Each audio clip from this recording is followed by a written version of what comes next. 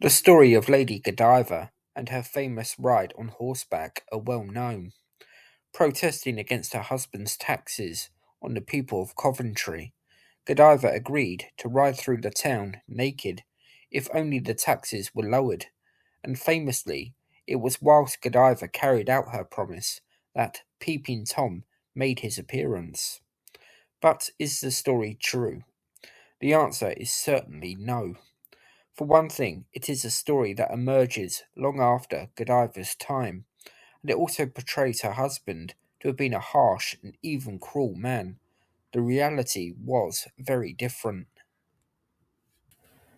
Godiva's real name was Godgifu, and her husband was Leofric, the Earl of Mercia, both of whom received extensive praise for their religious devotion and for their building of many religious houses.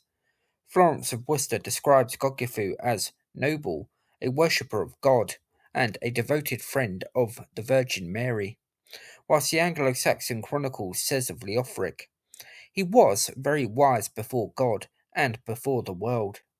If Leofric had indeed imposed the harsh taxes that the famous legend surrounding his wife would have you believe, then the generous praise given to him following his death would surely, you would imagine, have been tempered somewhat.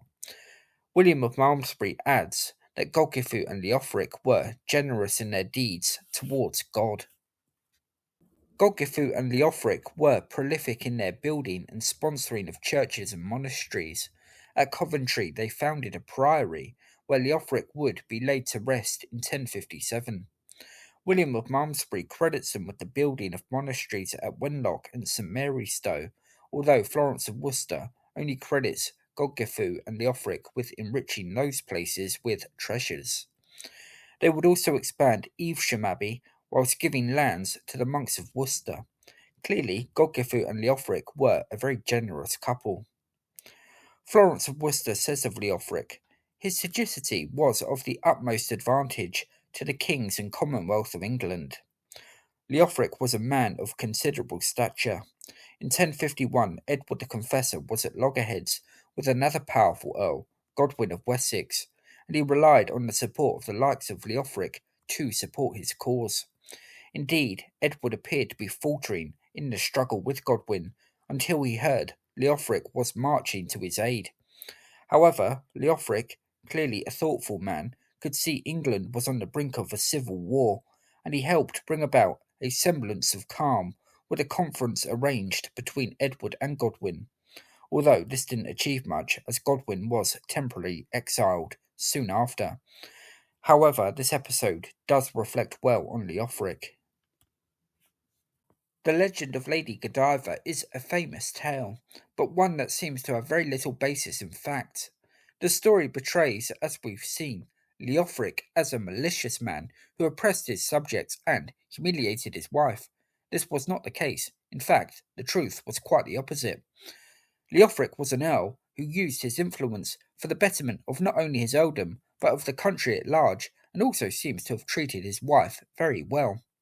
It seems probable that Leofric also helped to bring calm to England again when Earl Godwin returned in 1052.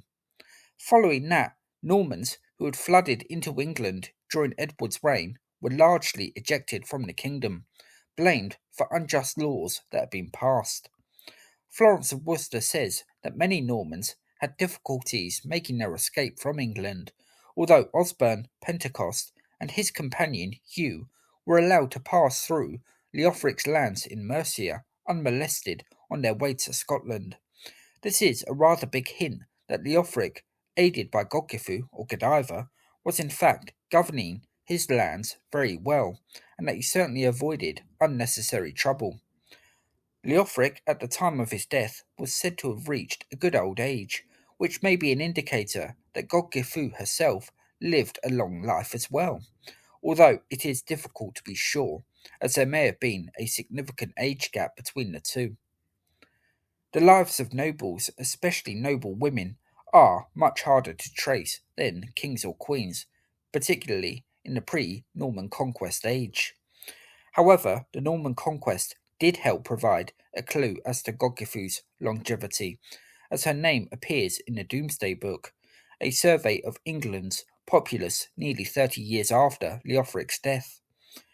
It reveals the lands that were held by Godiva, which were mainly in the Midlands and included Coventry itself. Even later in life, Godiva remained a woman of considerable means, and as I've mentioned, the fact that she was almost certainly alive at the time of William the Conqueror's death in 1087 was very good going for a woman who had experienced, at the very least, the perils of 9 medieval pregnancies during her marriage to Leofric, which in itself is a further indicator that the relationship between Godiva and Leofric was one of affection rather than awkward tension.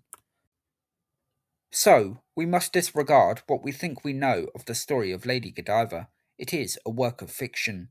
There was no naked ride through Coventry, no peeping Tom, and certainly Godiva was not married to a tyrannical earl. Instead, Godiva and Leofric together worked tirelessly to make England a better place. Godiva could spend much of her time dedicated to the improvement of religious buildings, whilst Leofric, supporting her in that endeavour, could also keep a close eye on more worldly matters. If you ask me, fact is often far more interesting than fiction, and that is certainly the case in the real story of Lady Godiva.